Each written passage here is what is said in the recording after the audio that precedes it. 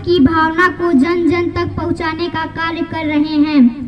आदाड़ी गांव वासियों व मेरे माता पिता और गांव शहर से पधारे समस्त गणमान्य नागरिकों एवं मेरे प्यारे दोस्तों, आप सभी को मेरा प्यार भरा नमस्कार। मेरा नाम अंशिका मौर्य है। सबसे पहले तो मैं आपको स्वतंत्रता दिवस की शुभकामनाएं देती हूँ कि आज मुझे स्वतंत्रता दिवस पर कुछ बोलने का मौका मिला है।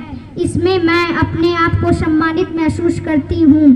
15 अगस्त को स्वतंत्रता दिवस की इस शुभ अवसर को मनाने के लिए हम सब एकत्रित हुए हैं। ये दिन हम लोग पूरे उत्साह और खुशी के साथ मनाते हैं,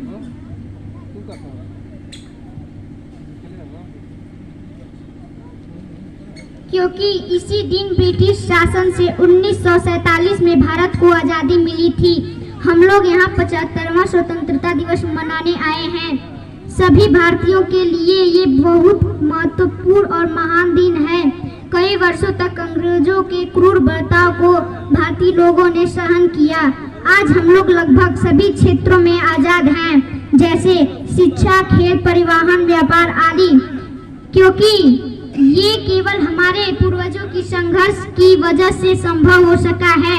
1947 से पहले लोगों पर बहुत पाबंदियां थी, यहाँ तक कि उनका अपने दिमाग और शरीर पर अधिकार नहीं था। वो अंग्रेजों के गुलाम थे और उनके हर हुक्म मानने के लिए मजबूर थे। आज हम सब कुछ करने के लिए आजाद हैं उन महान भारतीय नेताओं की वजह से, जिन्होंने ब्रिटिश शासन के खिलाफ आजादी पाने के लिए कई वर्षों तक कड़ा संघर्ष किया। बहुत खुशी के साथ पूरे भारत में स्वतंत्रता दिवस को मनाया जाता है। स्वतंत्रता दिवस ये सभी भारतीयों को उन महान स्वतंत्रता सेनानियों को याद करने का, जिन्होंने हमें एक शांति और खूबसूरत जीवन देने के लिए अपने जीवन की कुर्बानी दे दी।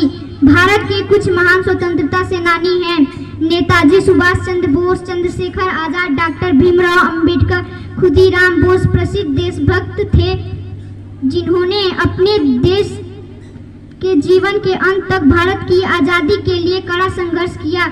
हमारे पूर्वजों द्वारा संघर्ष के उन डरावने पलों की कल्पना भी नहीं कर सकते हम लोग।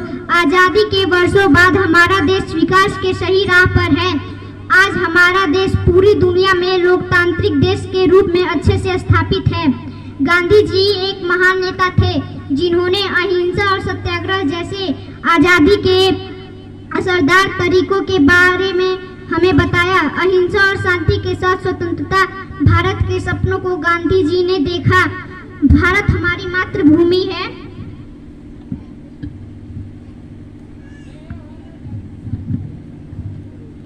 और हम इसके नागरिक हैं। हमें हमेशा इसको बुरे लोगों से बचाने के लिए तैयार रहना चाहिए।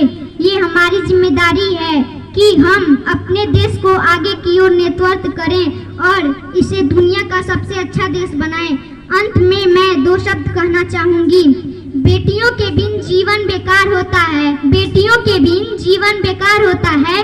बेटियों से ही तो घर परिवार होता है। तारों में चांद का मुखड़ा होती हैं बेटियां। तारों में चांद का मुखड़ा होती हैं बेटियां। बाप के कलेजे का टुकड़ा होती हैं बेटियां। शादी के बाद बंद कमरे में रह लेती हैं बेटियां। शादी के बाद बंद कमरे में रह लेती हैं बेटियां, फिर भी बहुत अत्याचार सह लेती हैं बेटियां। जिनके यहाँ बेटियां हैं उन्हें कोई गम नहीं, क्योंकि बेटियां भी आज किसी से कम नहीं। क्योंकि बेटियां भी आज किसी से कम नहीं। जय संविधान, जय भारत।